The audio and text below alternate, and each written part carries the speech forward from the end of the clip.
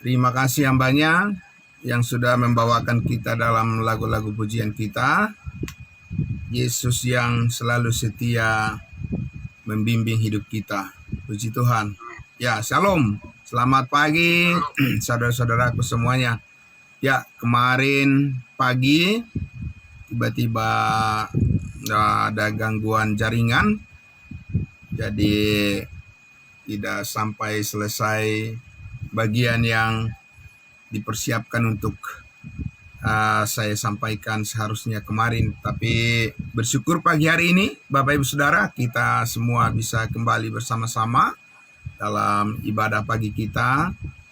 Untuk itu mari saudaraku, sebelum kita berkegiatan dengan apa yang sudah kita rencanakan, yang sudah kita agendakan hari ini, sebelumnya kita akan bersama-sama merenungkan kebenaran firman yang memberkati hidup kita. Mari kita berdoa. Syukur bagimu ya Bapa di surga, Allah kami yang telah memilih kami menjadi pewaris surgamu dan yang mempersiapkan hidup kami terus untuk mengalami segala kebaikan Tuhan, kasih karunia Tuhan yang tercurah dalam kehidupan kami melalui pengorbanan anak-Mu Yesus Kristus Tuhan dan Juru Selamat kami. Kami diberkati dengan hidup yang dipenuhi dengan bermakna yang terdalam untuk terus membuat kami selalu bersukacita dan mengalami damai sejahtera-Mu, sehingga dapat kami bagikan kepada saudara-saudara kami yang lain. Dan dengan demikian apa yang Tuhan kehendaki, yang telah Tuhan rancangkan sebagai anggota-anggota tubuh-Mu, kami semua anak-anak-Mu difungsikan terus untuk berkarya di dalam pekerjaan Tuhan yang telah Engkau persiapkan sebelum dunia dijadikan. Terima kasih Bapa di surga, kami bersyukur, kami menyambut kebenaran firman-Mu. Diberkati semua saudara-saudara kami yang telah mempersiapkan hati dan pikirannya untuk menyambut, meresponi setiap kuasa dari firman-Mu di pagi hari ini. Amin. Puji Tuhan. Baik Bapak Ibu Saudaraku yang terkasih dalam Kristus Yesus Tuhan kita. Sekali lagi salam semuanya. Baik kita yang mengikuti dari live streaming Facebook maupun dari Zoom meeting kita maupun dari YouTube, semuanya diberkati oleh Tuhan Yesus. Itu doa dan harapan kita semua. Ya, puji Tuhan. Amin.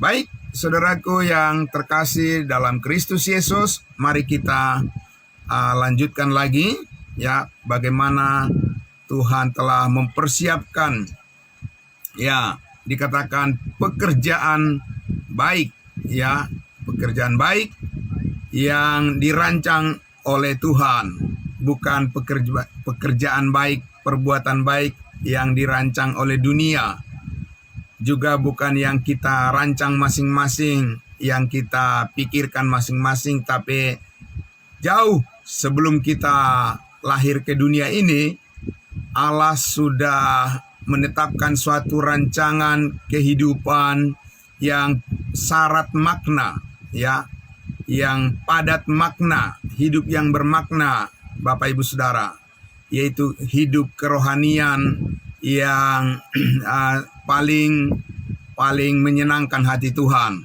Ya Bapak Ibu Saudara, kita tahu bahwa dulu Allah memperlihatkan kuasanya tampil secara fisik, ya dengan berbagai macam mujizat, ya Bapak Ibu Saudara, melalui umatnya Israel. Dan karena memang seperti itulah cara kerja Tuhan menurut programnya untuk menghadirkan kerajaan sorga di bumi ini dulu, ya melalui umatnya Israel. Ya, bangsa Israel dibebaskan dari perbudakan di tanah Mesir dan mereka diselamatkan dari segala tekanan dan penghancuran yang dilakukan oleh Firaun sebagai manifestasi daripada kuasa si iblis, kuasa setan, dan bangsa Israel secara fisik itu benar-benar memperlihatkan kuasa Tuhan ketika mereka juga melewati Laut Merah, ya, menyeberangi lautan, dan tongkat Musa yang dipukulkan untuk membelah laut, ya, Bapak Ibu Saudara, yang saat ini kita tahu di sana di Timur Tengah sana sedang bergejolak perang yang sangat menyedihkan, yang merusak perdamaian dunia saat ini, Bapak Ibu Saudara. Nah, saudaraku yang dikasihi Tuhan Yesus, Allah memperlihatkan kuasanya secara fisik, ya, dengan segala sesuatu yang bisa dilihat oleh secara kasat mata, ya. Demikian Allah dulu bekerja, Bapak Ibu Saudaraku, dan kita tahu bahwa saat ini Tuhan tidak memperlakukan manusia sebagaimana ketika dulu Allah masih memakai umatnya, ya, bangsa Israel sebagai bukti kehadiran Allah di tengah-tengah dunia ini, ya, Bapak Ibu Saudara. Dan sekarang Tuhan hadir secara rohani, ya, bukan seperti dulu secara fisik, secara jasmani, dengan berbagai macam mujizat yang terjadi, karena itu adalah penggenapan daripada nubuat Allah.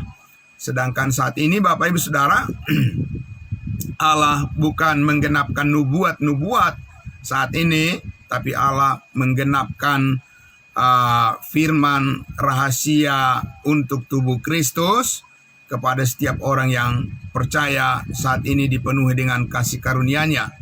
Itu sebabnya Bapak Ibu Saudara, ya, kalau kita lihat sekarang ini orang banyak yang menafsirkan bahwa, ya, Alkitab sudah menubuatkan peperangan yang terjadi saat ini, menubuatkan apa yang terjadi kepada bangsa Iran, kepada bangsa Israel, Amerika, dan sebagainya. Ya, Bapak Ibu Saudara, seolah-olah membenarkan terjadinya peperangan saat ini karena kata mereka nubuatan Alkitab sedang digenapi. Bapak Ibu Saudara, tidak benar demikian. Itu adalah pemahaman yang keliru, Bapak Ibu Saudara. Karena apa? Karena saat ini Allah bukan sedang bekerja kepada manusia melalui penggenapan nubuatan, Bapak Ibu Saudara, ya. Tapi Allah saat ini bekerja di dalam kehidupan manusia, menyelamatkan manusia melalui kebenaran rahasia, yaitu tentang salib Kristus. Ya, kebenaran di dalam salib Kristus yang menyelamatkan setiap orang yang percaya. Itu sebabnya Bapak Ibu Saudara, peperangan yang terjadi saat ini yang sangat mengerikan dan yang sangat memalukan di Timur Tengah sana tidak ada hubungannya dengan rencana Allah, Bapak Ibu Saudara. Semuanya itu adalah rencana manusia yang berdosa. Rencana manusia yang dipenuhi dengan ambisi-ambisi pribadi. Dan itu adalah rencana pemimpin-pemimpin dunia yang seolah-olah berhikmat, tetapi mereka adalah para pengikut iblis dan setan yang memikirkan kepentingan diri sendiri dan yang tidak memikirkan kesusahan orang lain di muka bumi ini. Sudah jelas itu Bapak Ibu Saudara? Ya, saudaraku yang dikasihi Tuhan Yesus, itu sebabnya kita belajar Alkitab yang dibagi dengan tepat, supaya kita jangan ikut-ikutan dengan cara penafsiran daripada orang-orang dunia yang mengatasnamakan dirinya bahkan sebagai pengikut Yesus pun. Mereka Bapak Ibu Saudara ikut latah, ya, tanpa pengertian yang benar berdasarkan Alkitab untuk menilai segala sesuatu.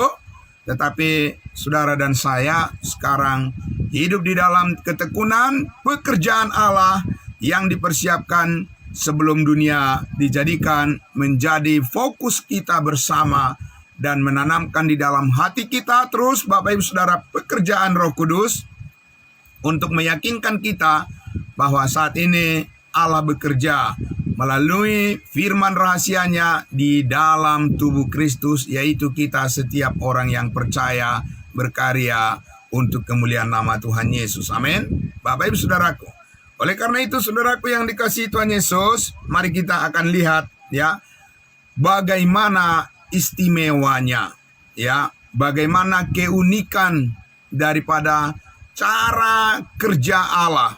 Bagaimana cara Allah, Bapak Ibu Saudara, berkomunikasi kepada manusia saat ini, mengkomunikasikan kehendaknya kepada manusia saat ini adalah suatu cara yang sangat unik dan yang sangat istimewa, Bapak Ibu Saudara.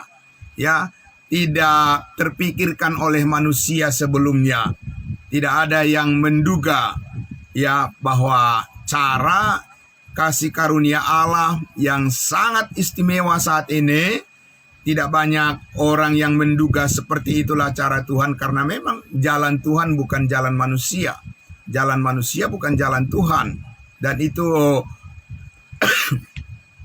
maaf, hal yang sangat berbeda, jauh, sehingga kita hanya bisa akan melihat bagaimana cara Tuhan membimbing hidup kita, anak-anaknya, untuk menjadi selaras dengan apa yang Ia kehendaki.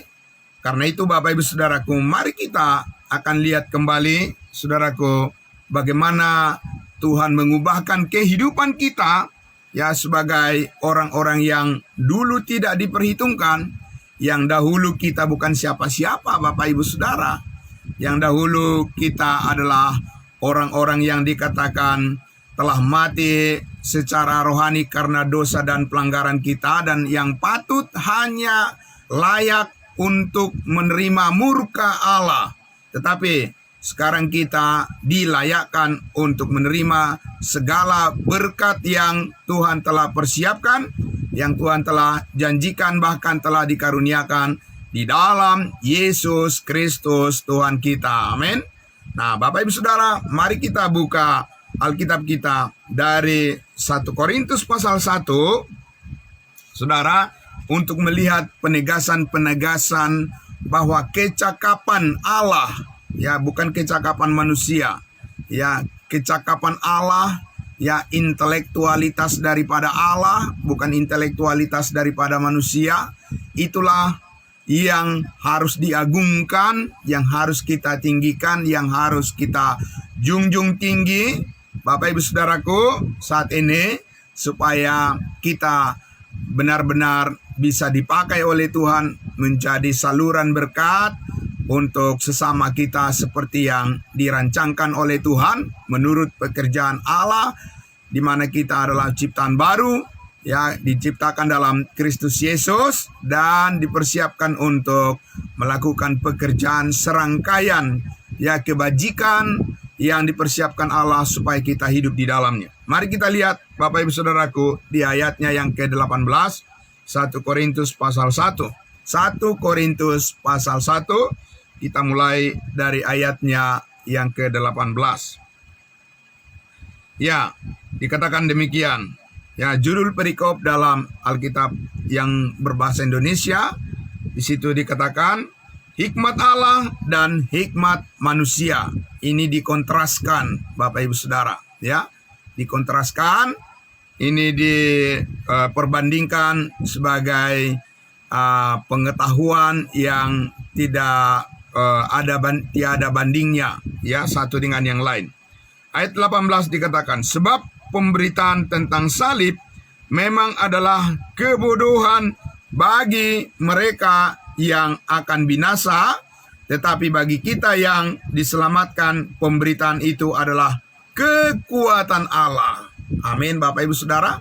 Sekarang kita mempunyai suatu lokus, ya, suatu tempat di mana saudara-saudara dan saya mempunyai tempat untuk mendapatkan sasaran yang tepat di mana kita memperoleh kekuatan Allah. Amin, Bapak Ibu Saudara. Tanpa kita memperoleh kekuatan Allah di zaman akhir sekarang ini, Bapak Ibu Saudaraku, di mana manusia mudah sekali terombang-ambing gampang sekali percaya kepada hoaks, kepada ketidakbenaran, kepada kebohongan manusia, kepada kebohongan iblis. Saudara-saudara dan saya membutuhkan pengawalan daripada hikmat Allah. Jangan pakai hikmat manusia, hikmat dunia, Bapak Ibu Saudara. Itu tidak ada apa-apanya. Bapak Ibu Saudara, di hadapan Allah itu akan menjadi sia-sia semuanya. Nah, karena itulah Bapak Ibu Saudara dikatakan tadi bahwa pemberitaan salib itu, Yesus mati, dikuburkan dan bangkit pada hari yang ketiga, Bapak Ibu Saudara, itu dianggap hanyalah sesuatu slogan dan bahkan tidak penting. Hanya cukuplah, hanya sekedar, hanya sekilas-sekilas, hanya sekali setahun diperingati. Ya Bapak Ibu Saudaraku, hanya sekali setahun Bapak Ibu Saudaraku diperingati ya tentang salib Kristus, kebenaran, tentang pengorbanan Allah di atas kayu salib. Dan karena itulah, karena begitu jarang-jarang dan bahkan dianggap tidak terlalu penting, maka manusia dipenuhi dengan segala kelemahan dan bahkan kehancuran oleh karena dosa, Bapak Ibu Saudara. Tetapi karena setiap hari kita membicarakan, ya merenungkan tentang kuasa Allah melalui apa yang Yesus lakukan di atas kayu salib, pengorbanan kasih-Nya yang sungguh sangat luar biasa bagi saudara dan saya, maka kekuatan kita pun semakin bertambah-tambah, iman kita pun makin diteguhkan, amin. Pengharapan kita pun semakin dibukakan, semakin luas, dan pikiran kita pun tidak sempit lagi, Bapak Ibu Saudara, amin.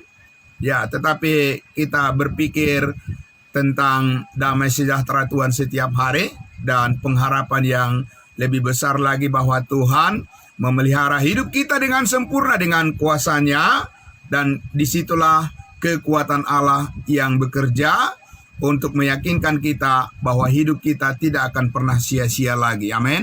Hidup kita sangat berharga karena sudah ditebus oleh darah Kristus, dan kita pun menghargai itu, dan dengan menyikapi, amin, menyikapi hidup yang telah dianugerahkan oleh Tuhan di dalam Kristus Yesus itu, kita menghargainya dengan mempersembahkan diri kita, tubuh kita sebagai persembahan yang kudus dan yang berkenan kepada Allah. Nah, Bapak Ibu Saudara, kita lihat ayat 19.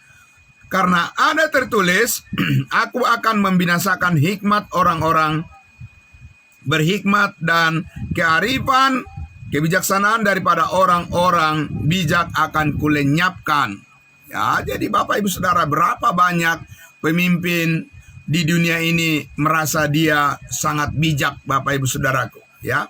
Seperti pemimpin-pemimpin yang sekarang ini memimpin perang antar negara, Bapak Ibu Saudara. Mereka berpikir bahwa mereka sangat bijak. Mereka berpikir mereka sangat berhikmat dan sangat cerdas, Bapak Ibu Saudara, ya.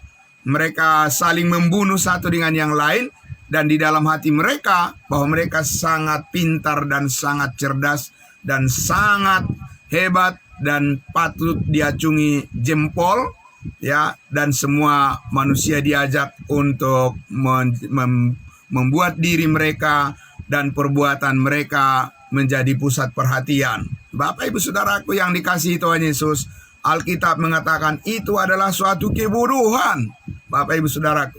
Ya, itu adalah satu kedunguan di hadapan Tuhan kalau mempertontonkan ya bahwa orang yang bijaksana merasa bahwa dia berhikmat karena mereka bisa saling membunuh satu dengan yang lain. Itu adalah pekerjaan iblis, pekerjaan setan, Bapak Ibu Saudara. Dan karena mereka membuat manusia semua ketakutan. Ya, karena apa? Karena dampak kepada perekonomian sudah jelas akan menekan kehidupan manusia, membuat manusia di seluruh dunia ini akan bertambah susah. Dan saudara sudah tahu bahwa saat ini ya iblis menghendaki supaya manusia susah pikirannya, supaya banyak menderita, agar manusia itu sulit untuk mempercayai tentang kebenaran Yesus Kristus di atas kayu salib, berita Injil. Nah, Bapak Ibu Saudaraku. Nah, lalu Paulus katakan, di manakah di ayat 20? Maaf. Di manakah orang yang berhikmat? Di manakah ahli Taurat? Di manakah pembantah dari dunia ini?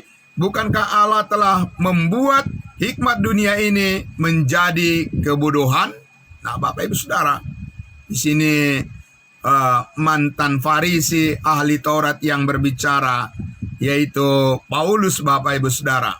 Ya, sekarang dia berbalik menyangkal bahwa dulu dia dengan kelompoknya, ya, dengan komunitasnya, di tengah-tengah orang-orang Yahudi sebagai orang Farisi, orang-orang ahli Taurat, merasa berhikmat, paling pintar, dan mereka selalu mengagung-agungkan, ya, hasil pikiran mereka, kecakapan, kepintaran mereka. Tapi Paulus katakan, Bapak Ibu Saudaraku, bahwa Allah telah membuat hikmat dunia ini, ya, kepintaran dunia ini menjadi suatu kebodohan di hadapan Allah. Ya, tentunya mereka berpikir, dan orang lain juga pasti memuji-muji, mereka adalah orang yang bijaksana, orang yang pintar, orang yang mempunyai kuasa dan sebagainya. Tapi kalau bercermin di depan salib Kristus, ya, di hadapan Yesus Kristus, semuanya itu dikatakan adalah merupakan kebodohan.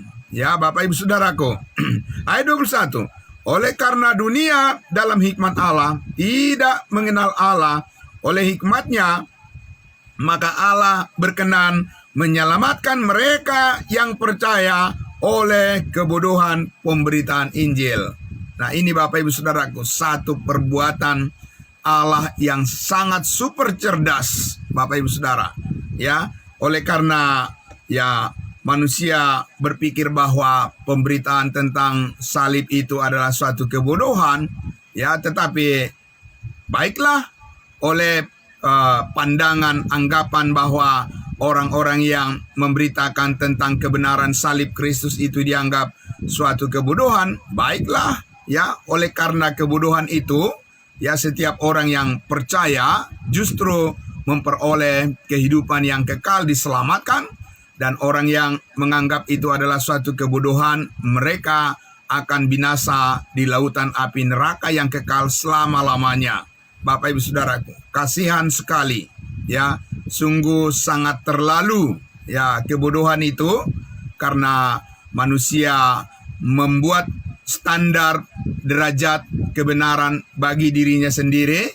Mereka menolak derajat kebenaran yang tertinggi, kebenaran Allah di dalam salib Kristus Yesus. Bapak Ibu Saudara, ya, dalam suatu pemberitaan yang sangat sederhana, justru disitulah Allah bekerja, ya, melampaui daripada pikiran dan juga imajinasi hayalan dari manusia. Kenyataan, fakta yang Tuhan lakukan justru sebaliknya adalah dari hal yang paling mudah, ya, Bapak Ibu Saudara. Bukan karena usaha manusia, bukan karena perbuatan manusia, bukan karena kepintaran manusia, bukan karena kecerdasan manusia, bukan karena AI, kecerdasan buatan. Bapak Ibu Saudaraku, manusia itu diselamatkan, tapi oleh karena pekerjaan yang sudah selesai, salib Kristus yang telah menebus segala dosa, mengampuni kesalahan semua manusia. Justru di sanalah kuasa Allah dinyatakan untuk menyelamatkan setiap orang yang percaya. Nah, Bapak Ibu Saudaraku, di ayatnya yang berikut dikatakan, orang-orang Yahudi menghendaki tanda dan orang-orang Yunani mencari hikmat, tetapi kami memberitakan Kristus yang disalibkan.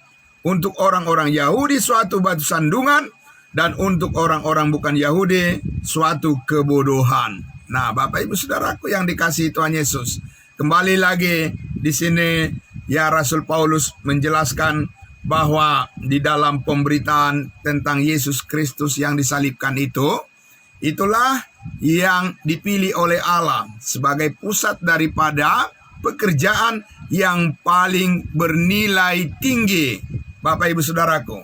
Ya, di hadapan Tuhan, apa yang paling bernilai tinggi, yang paling dihargai, diapresiasi oleh Allah adalah Paulus menyadari sejak dari awal dia terpanggil sebagai pelayan Tuhan.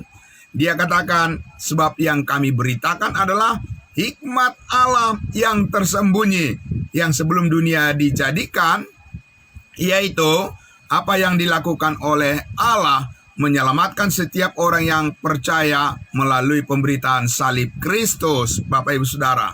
Dan saudaraku yang dikasihi Tuhan Yesus, tentunya dikatakan tadi bahwa salib itu adalah merupakan batu sandungan bagi orang-orang Yahudi, Bapak Ibu Saudara. Ya, bukan keselamatan salib itu dianggap oleh orang Yahudi, Bapak Ibu Saudaraku ya. Itu sebabnya kemarin saya katakan bahwa ya, Perdana Menteri Israel Benjamin Netanyahu mengatakan bahwa Yesus Kristus tidaklah lebih berkuasa dari Genghis Khan, Bapak Ibu Saudara, yang berhasil ya, Genghis Khan yang berhasil membinasakan para musuh-musuhnya, sedangkan Yesus Kristus ya, artinya ya, Benjamin Netanyahu ingin mengatakan kalau memang Yesus Kristus itu adalah berkuasa atas dunia, ya, bahwa dia adalah Tuhan. Kenapa dia tidak menghentikan kejahatan di dunia ini? Nah, itulah Bapak Ibu Saudaraku pertanyaan dan kebingungan daripada orang-orang yang bodoh, ya Bapak Ibu Saudara. Karena mereka tidak tahu bahwa Allah saat ini bukan berperkara kepada manusia secara fisik, Bapak Ibu Saudara. Ya, bahwa kuasa Allah bekerja saat ini bukan secara fisik, bukan di dalam peperangan. Ya, Bapak Ibu Saudaraku. Ya, bukan di dalam ilmu pengetahuan Allah bekerja saat ini bagi menyelamatkan manusia. Tidak, Bapak Ibu Saudara. Ya, tetapi juga ya, dan juga bukan Allah bekerja saat ini secara politik. Ya, tetapi Allah bekerja saat ini secara rahasia melalui iman kepada salib Kristus, di mana salib Kristus telah dinyatakan sebagai cara untuk menyelamatkan setiap orang yang percaya dari dosa, dari kuasa maut, dari hukuman yang kekal, dan menyelamatkan setiap orang yang percaya saat ini ke dalam surga untuk selama-lamanya menerima hidup damai, sejahtera, dan sukacita abadi. Amin. Nah, Bapak Ibu Saudaraku yang dikasihi Tuhan Yesus, sebab itu di ayat 25 dikatakan, sebab yang bodoh dari Allah lebih besar hikmatnya daripada manusia, dan yang lemah dari Allah lebih kuat daripada manusia. 26. Ingat saja, ayat 26 Bapak Ibu, ingat saja saudara-saudara, bagaimana keadaan kamu ketika kamu dipanggil menurut ukuran manusia. Tidak banyak orang yang bijak, tidak banyak orang yang berpengaruh, tidak banyak orang yang terpandang. Bapak Ibu Saudara, ya, sangat luar biasa. Jadi Paulus katakan ya, bahwa cara Allah bukan menyelamatkan orang-orang yang pintar, yang hebat, yang luar biasa, yang bersandar kepada pikirannya sendiri, yang memiliki ilmu yang tinggi-tinggi. Allah tidak memulai keselamatan dari sana, Bapak Ibu Saudara. Justru dari orang-orang yang sederhana, mungkin yang menderita, ya, bahkan mungkin yang tidak dipandang oleh siapapun, ya. Bapak Ibu Saudara, banggalah saudara dan saya di dalam Kristus Yesus, amin. Karena justru orang-orang yang sederhana, orang-orang yang tidak dipandang oleh dunia ini, ya, bahkan yang banyak kekurangan di sana sini, justru itu yang diselamatkan oleh Allah karena percaya kepada Injil kasih karunia Allah, kepada salib Kristus. Justru itu yang dihargai oleh Tuhan, bukan kebanggaan-kebanggaan dunia dengan segala prestasi-prestasi yang mereka capai secara duniawi. Allah tidak bangga di situ, Bapak Ibu Saudara, ya. Tapi kita lihat tadi dikatakan di sini, ya, bahwa di ayat 27 dikatakan, tetapi apa yang bodoh bagi dunia dipilih Allah untuk memalukan orang-orang yang berhikmat, Dan apa yang lemah bagi dunia dipilih Allah untuk memalukan apa yang kuat. Karena manusia merasa dirinya kuat, dia merasa tidak membutuhkan firman Allah.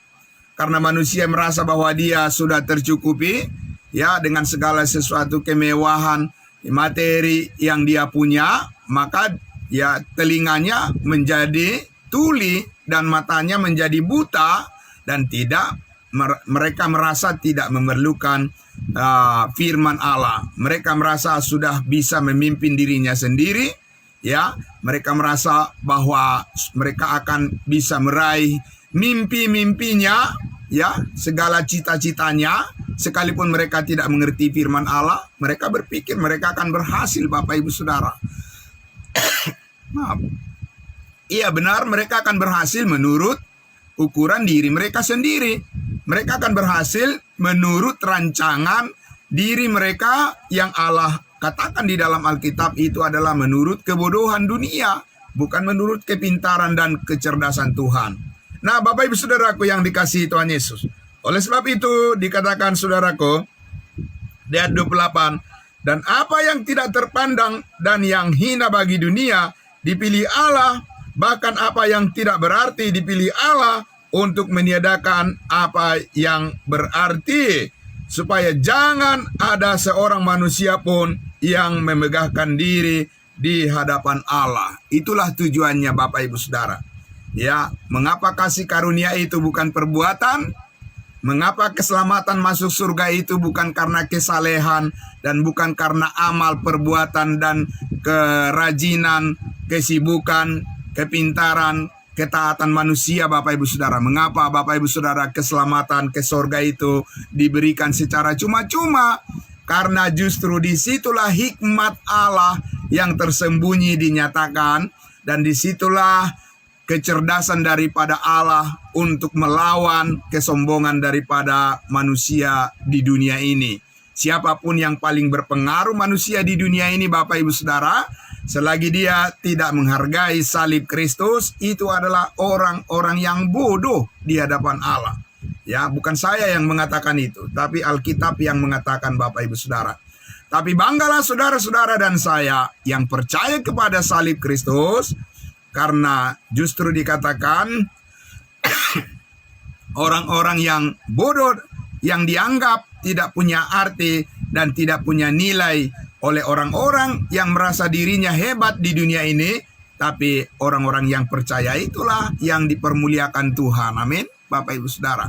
Dan karena itulah, saudaraku, cara Allah mematahkan kesombongan manusia adalah salib Kristus. Amin, Bapak Ibu Saudara.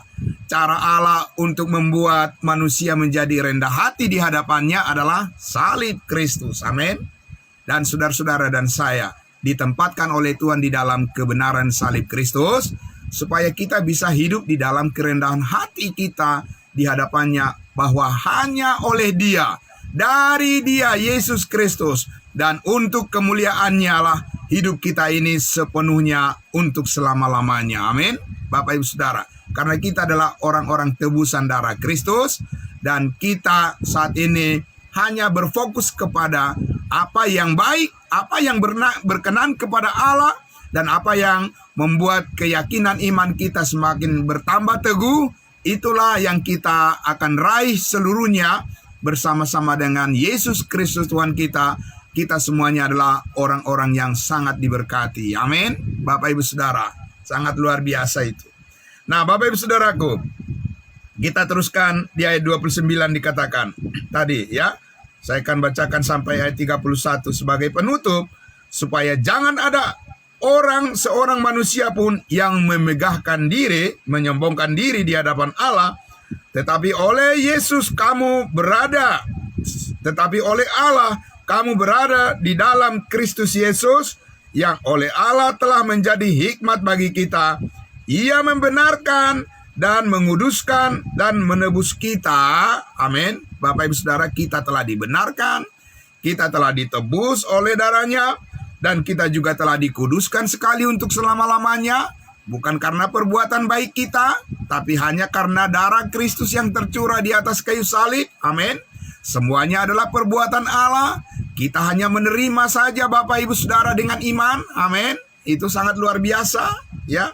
Dan dikatakan ayat 31, karena itu seperti ada tertulis, barang siapa yang bermegah, barang siapa yang ingin berbangga, hendaklah ia bermegah di dalam Tuhan. Amin. Bapak Ibu Saudara.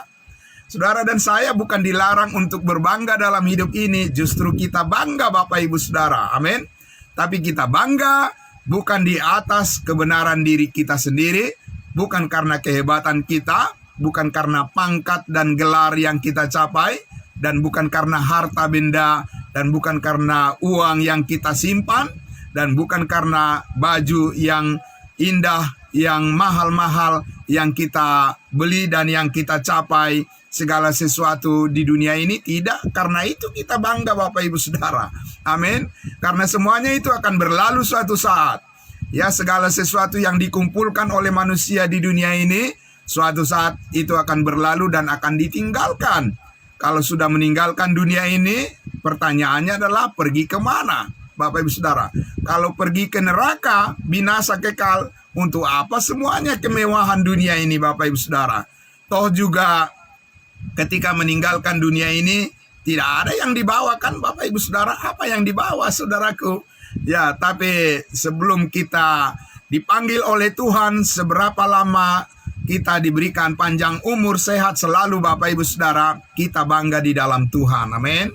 Bapak Ibu Saudara, kita bangga karena Yesus Kristus yang penuh kasih rela mati di atas kayu salib menggantikan kita yang berdosa supaya kita dikuduskan sekali untuk selama-lamanya, dan kita sekarang sudah memiliki kepastian keselamatan hidup yang kekal. Dan meskipun dunia tidak memuji-muji kita, ya tidak memberikan aplaus, tepuk tangan, ya tidak memberikan pujian bagi saudara dan saya, Bapak Ibu Saudara, tidak usah menunggu-nunggu itu Bapak Ibu Saudara. Tidak usah menunggu ya viral saudara dan menunggu pujian-pujian dari sekeliling kita, kiri, kanan, depan, belakang. Tapi tetaplah bangga di dalam hidup yang dikaruniakan Tuhan, yang sangat syarat makna bagi saudara dan saya. Karena kita tetap bisa berkarya, kita mempunyai pekerjaan yang besar, dan kita mempunyai ya mimpi-mimpi yang Tuhan telah tetapkan di dalam janjinya, dan Allah akan mewujudkan, dan Dia akan melakukan, menggenapi segala janji Tuhan yang penuh berkat dalam kehidupan kita, baik hari ini, besok, dan sampai Tuhan Yesus datang di masa yang akan datang. Saudara dan saya dipermuliakan bersama-sama dengan Kristus Yesus Tuhan kita. Amin. Itu sebabnya kita memilih dan memutuskan tetap setia mengikuti Yesus Kristus, dan segala kehendaknya kita hidupi dan kita berbagi menjadi saluran berkat bagi sesama kita. Amin. Terpujilah Tuhan kita Yesus Kristus yang penuh kasih, yang telah mengangkat derajat kehidupan kita tinggi-tinggi bersama dengan Dia, bersama dengan Yesus Kristus, sehingga saudara dan saya tidak akan merasa tertinggal dan merasa ya paling menderita dan merasa paling miskin atau merasa paling susah di dunia ini. Tidak demikian Bapak Ibu Saudara. Kita adalah orang-orang yang sangat diberkati di dalam Kristus Yesus, sebab kita tidak mengandalkan kekuatan kita lagi, tapi mengandalkan kasih karunia Tuhan, anugerah Allah yang menyempurnakan hidup kita sampai selama-lamanya. Amin. Mari kita berdoa. Bapa di dalam surga, terima kasih. Sukacita yang sangat luar biasa ini menggelora di dalam hati, pikiran, jiwa, dan roh kami, bahkan di dalam segenap kekuatan kami, untuk selalu eksis di dalam melakukan apapun. Bukan lagi hidup kami sendiri, tapi Kristus yang hidup di dalam diri kami, di dalam pikiran kami, di dalam imajinasi, di dalam bayang-bayang yang kami pikirkan segala sesuatu sama seperti pikiran Kristus. Bagaimana kami tetap bangga di dalam Tuhan untuk menyaksikan salib-Mu dimanapun dan kapanpun. Kami percaya itu adalah merupakan manifestasi daripada kekuatan Allah, kuasa Allah yang menyelamatkan setiap orang yang percaya kepadamu. Kami bersyukur, dalam nama Tuhan Yesus kami berdoa. Puji Tuhan, amin. Haleluya, puji Tuhan. Shalom saudaraku semuanya. Salam kudus buat kita semua. Selamat pagi. Ya, terima kasih, Tuhan memberkati.